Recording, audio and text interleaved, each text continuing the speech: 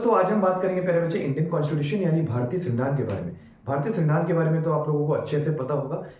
अगर हम संविधान के बारे में बात करते हैं प्यारे बच्चे, इसे इनेक्टेड डेट जो मानी जाती है वो 26 नवंबर 1949 को मानी जाती है। यानी कि 26 नवंबर 1949 को हमारा संविधान पूरा हुआ था और उसी के बाद जब डेट आई इसको पूरी तरीके से लागू करने की, तो डेट बन गई प्यारे बच्चे अगले साल 26 जनवरी 1950 की। जब ये संविधान पूरी तरीके से जब बना था तो इसके 3 हिस्से हुए थे, पार्ट, आर्टिकल और शेड्यूल। यानी कि अगर आप लोग जल्दबाजी में हैं और संवैधानिक रूप से एक तरीके से इसका प्रारूप इस तरीके से तैयार किया गया कि आने वाले समय प्यारे बच्चे बहुत सारे ऐसे लोग थे जिनको आगे चलकर पॉपुलेशन बहुत ज़्यादा बढ़नी थी भारत में, और इंसान इतना ज़्यादा बिजी हो जाता कि उसको अपना ही संविधान पढ़ने के लिए समय ना होता। इसीलिए संविधान को इस तरीके से तैयार किया गया कि इंसान के पास समय ना भी रहे तब भी उसको अपने संविधान के बारे में थोड़ी बहुत जानकारी होनी चाहिए। इसी को ध्यान में रखते हुए इसी आपके संविधान में सबसे पहली चीज़ तैयार की गई, भाग, जिसे आप लोग पाठ के नाम से जानते हैं। अगर आप लोगों के पास फिर भी समय बचता है और आप लोग इसे जानकारी लेना चाहते हैं तो इसीलिए इसके लिए पार्ट के अंदर ही एक चीज बनाई गई, आर्टिकल।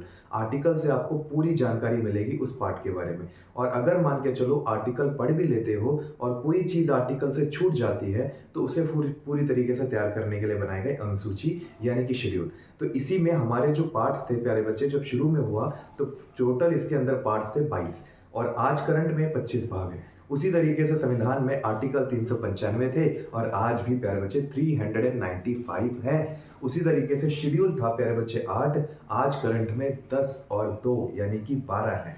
इसी तरीके से अगर हम बात करते हैं, इन्हीं में बहुत इंपॉर्टेंट एक आर्टिकल की बात करेंगे जिसका नाम है प्यारे बच्चे आर्टिकल नंबर 21। आर्टिकल 21 कहते हैं, बहुत सारे बच्चों ने भी पढ़ा होगा। आर्टिकल 21 को पढ़ने से पहले एक चीज बता दूं, भारतीय संविधान में ये दो ही एक ऐसे आर्टिकल हैं, आर्टिकल 20 और 21, जो कभी भी नेशनल इमरजेंसी के केस में वायलेट नहीं कर सकते। इसके ऊपर किसी भी तरीके का प्रतिबंध नहीं लगाया जा सकता और ये आर्टिकल कभी भी पूरी तरीके से संवैधानिक तौर पे खत्म नहीं किए जा सकते।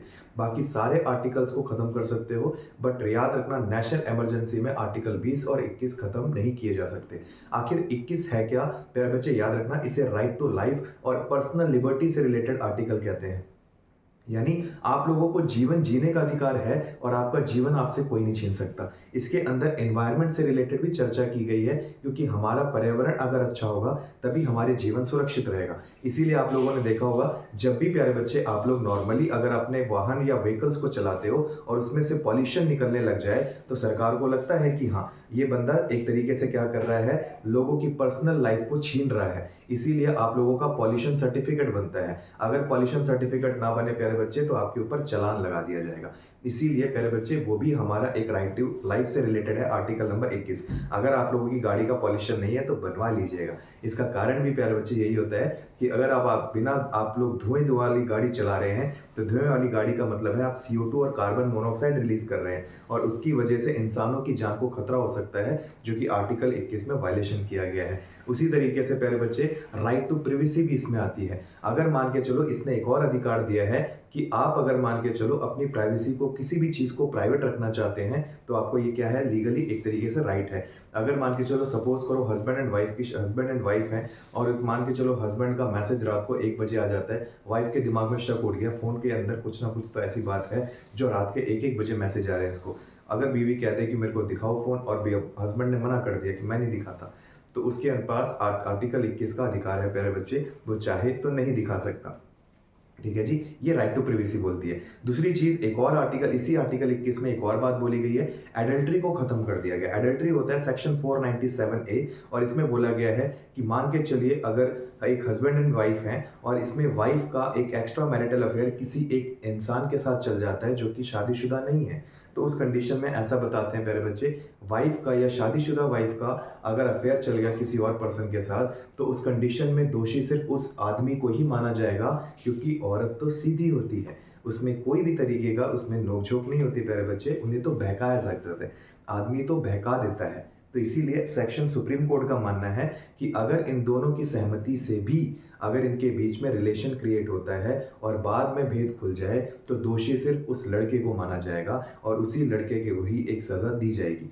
और अडल्ट्री सेक्शन 497A में ये भी बोला गया है कि अब सुप्रीम कोर्ट कहती है अब दबा के अडल्ट्री करो, कोई चक्कर नहीं। लेकिन अगर उसके हस्बैंड ने पूरी तरीके से क्या कर दिया, डाइवोर्स के लिए अप्लाई कर दिया, तो उसको डाइवोर्स देना ही पड़ेगा। आर्टिकल नंबर 21 ये भी बताता है। तो आशा करता हूँ आप लोगों को इसके अंदर बहुत सारी चीज़ें समझ में आई होगी। आर्टिकल 21 इतना सा नहीं है प्यारे बच्चे, सुप्रीम कोर्ट ने इसी आर्टिकल 21 को बोला है क्या प्यारे बच्चे, हार्ट ऑफ कॉन्स्टिट्यूशन के नाम से जानते हैं, या हार्ट ऑफ कह सकते हो किसके, हार्ट ऑफ फंडामेंटल राइट के नाम से जानते हैं, यानी मूल अधिकारों का हृदय है ये आर्टिकल 21। इसमें तो आपको सोने तक की आज़ादी है प्यारे बच्चे, राइट टू स्लीप का भी अधिकार आपको आर्टिकल 21 देता है। क्या खाना है आपको अपनी मनपसंद का खाना भी खाने का आर्टिकल 21 अधिकार देता है।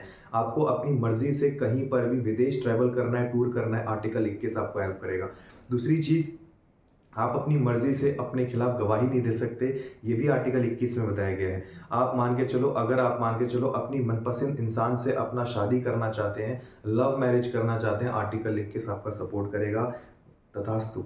उसी के बाद ऐसा बताते हैं आर्टिकल 21 ने लाइफ को एक तरीके से बहुत आसान बनाने की कोशिश की है। आर्टिकल 21 ने एक बात और बोली है प्यारे बच्चे कि अगर कोई इंसान ऐसा कह सकते हो, वैसे तो कहता है कि आर्टिकल 21 के तहत आप किसी की जान ना ले सकते हो, ना वो बंदा खुद अपनी जान ले सकता है। लेकिन अगर इन केसेस में ऐसा कोई कंडीशन ऐसा बन जाती है कि इंसान बहुत टाइम से बीमार चला रहा है और वो मरना चाहता है, तो आर्टिकल 21 इसकी इजाज़त देता है। ठीक है जी। तो आशा करता हूँ आप लोगों को मेरे ये सारे कंसेप्ट और फैक्चुअल पॉइंट अच्छे लगेंगे। मिलते हैं नेक्स्ट वीडियो के अंदर, तब तक के लिए मेरे बच्चे धन्यवाद।